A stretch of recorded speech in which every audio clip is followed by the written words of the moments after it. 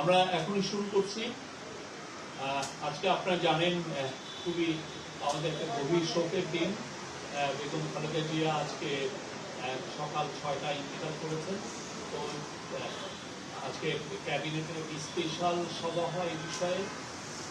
এই সভাপতিত্ব করেন চিফ অ্যাডভাইজার মহোদয়। তো এই বিষয়ে আমাদের adviser law adviser professor Asif Nazrul বিস্তারিত জানাবেন। আসসালামু আলাইকুম। আজকে বাংলাদেশের জন্য, বাংলাদেশের প্রতিটি মানুষের জন্য গভীর শোকের একটা দিন। আজকে বাংলাদেশের 3 বারের সাবেক প্রধানমন্ত্রী, গণতন্ত্র, সার্বভৌমত্ব এবং বাংলাদেশের মর্যাদা রক্ষায় অতন্দ্র প্রহরী আপসীর নেত্রী বেগম খালেদা জিয়া ভোর 6টার সময় শাহাদত বরণ করেছেন। ইন্না লিল্লাহি ওয়া ইন্না ইলাইহি রাজিউন। গোটা জাতির মতো আজকে আমাদের সরকারে যারা আছেন আমরাও গভীরভাবে শোকাভিভূত। এই শোকের পরিবেশে আজকে বিশেষ আয়োজনে প্রধান উপদেষ্টার সভাপতিত্বে উপদেষ্টা পরিষদের একটা বিশেষ সভা অনুষ্ঠিত হয়েছে। সভার শুরুতে সাবেক প্রধানমন্ত্রী বেগম খালেদা জিয়ার মৃত্যুতে দাঁড়িয়ে 1 মিনিটের নীরবতা পালন করা হয় এবং তার আত্মার মাগফিরাত কামনা করে মোনাজাত করা হয়। মোনাজাত পরিচালনা করেন আমাদের ধর্মমন্ত্রী। সবাই বেগম জিয়ার মৃত্যুতে আগামীকাল থেকে 3 দিনের জন্য রাষ্ট্রীয় শোক প্রস্তাব গৃহীত হয়েছে এবং আগামীকাল সাধারণ ছুটির ঘোষণার সিদ্ধান্ত হয়েছে। সবাই বেগম জিয়ার মৃত্যুতে একটি শোক প্রস্তাব গৃহীত হয়। শোক প্রস্তাব পাঠ করেন আমাদের তথ্য ও পরিবেশ উপদেষ্টা। সবাই সিদ্ধান্ত হয় যে বাংলাদেশে যত দূতাবাস আছে পৃথিবীর বিভিন্ন প্রান্তে সেখানে শোক বই খোলা হবে। সভায় বিশেষ আমন্ত্রণে অংশ নেন বিএনপির মহাসচিব জনাব মির্জা ফখরুল ইসলাম আলমগীর। তিনি সাবেক প্রধানমন্ত্রী বেগম খালেদা জিয়ার পক্ষ থেকে, খালেদা জিয়ার পরিবার, বেগম এবং দলের পক্ষ থেকে অন্তর্বর্তীকালীন সরকারের প্রতি কৃতজ্ঞতা প্রকাশ করেন এবং বেগম জিয়ার নিরাপত্তা সহ সকল ক্ষেত্রে প্রয়োজনীয় সহযোগিতা প্রদান করার জন্য ধন্যবাদ জানান। মির্জা ফখরুল ইসলাম আলমগীর সাহেব আমাদের সভাকে অবহিত করেন যে আগামীকাল বুধবার বাদ জোহর জাতীয় সংসদের দক্ষিণ প্লাজা এবং এর সংলগ্ন মানিক মিয়া এভিনিউতে বেগম খালেদা জিয়ার জানাজা অনুষ্ঠিত হবে।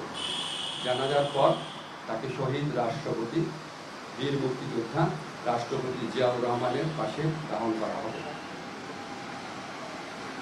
ওনার দাফন করা হবে শহীদ রাষ্ট্রপতি জিয়াউর রহমানের পাশে।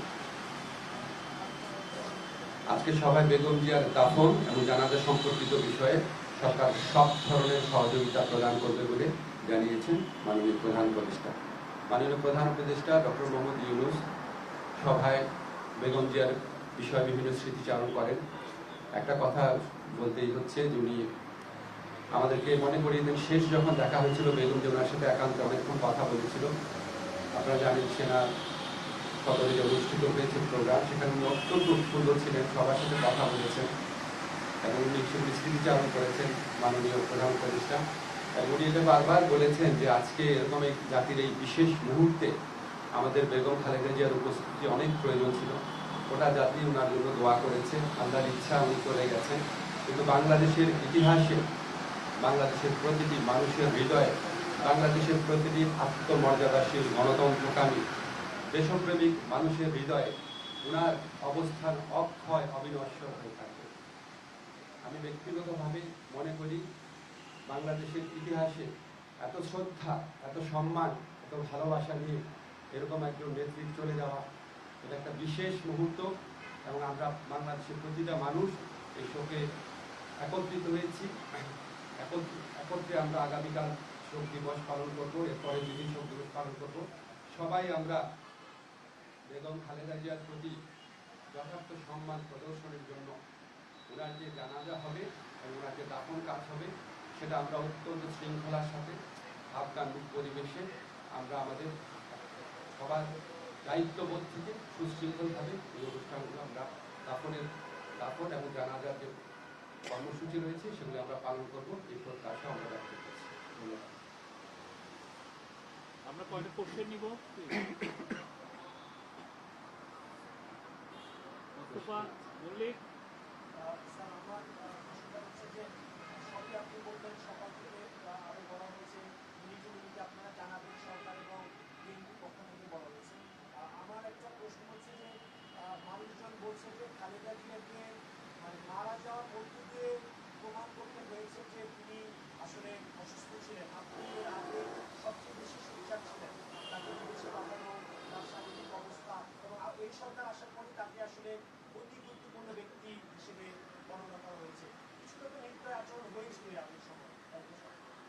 আপনি আগের সময় নির্দয় আচরণের কথা বললেন, ওনাকে একটা প্রহসনমূলক রায়ে ওনাকে জেলখানায় পাঠিয়ে অকথ্য নির্যাতন করা হয়েছে। বেগম খালেদা জিয়াকে যেই মামলায় দোষী সাব্যস্ত করা হয়েছে, এটা যে প্রহসনের একটা রায় ছিল, এটা যে একটা সম্পূর্ণ সাজানো রায় ছিল, এটা আমাদের সর্বোচ্চ আদালতের আপিল এবং রিভিউয়ের মধ্যে দিয়ে প্রমাণিত হয়েছে। সর্বোচ্চ আদালত সুপ্রিম কোর্টের আপিলের ডিভিশনের রায়ের মধ্যে বারবার বলা হয়েছে যে বেগম জিয়াকে যেই মামলায় সাজা দেওয়া হয়েছে সেটা সম্পূর্ণ রংলি, উদ্দেশ্য প্রণোদিতভাবে, জিজ্ঞাসা প্রসূতভাবে ওনাকে সাজা দেওয়া হয়েছিল। ওনাকে জেলখানায় বিভিন্ন সময় যেভাবে নির্যাতন করা হয়েছিল, ওনাকে আমরা হয়তো এত তাড়াতাড়ি হারাতাম না। আমি ব্যক্তিগতভাবে মনে করি বেগম জিয়ার এই মৃত্যুর পিছনে ফ্যাসিস্ট যে প্রধানমন্ত্রী ছিলেন শেখ হাসিনা এবং ওনার যে সরকার আছে, অবশ্যই তার দায় রয়েছে। মারুফা,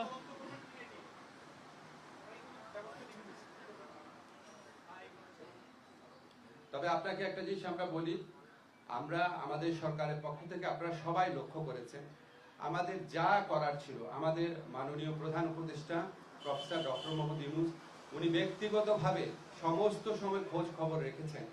যা দরকার ছিল, ওনার যদি আবার বিদেশে পাঠানোর মতো অবস্থা থাকতো, অবশ্যই আমাদের সরকারের পক্ষ থেকে সর্বাত্মক সহযোগিতা করা হতো।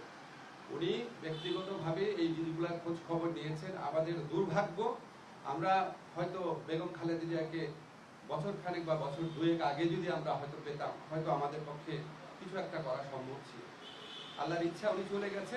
তবে আমাদের জন্য সবচেয়ে বড় আনন্দের ব্যাপার হচ্ছে উনিও সারা দেশের মানুষের সম্মান, শ্রদ্ধা এবং ভালোবাসা নিয়ে বিদায় নিয়েছেন।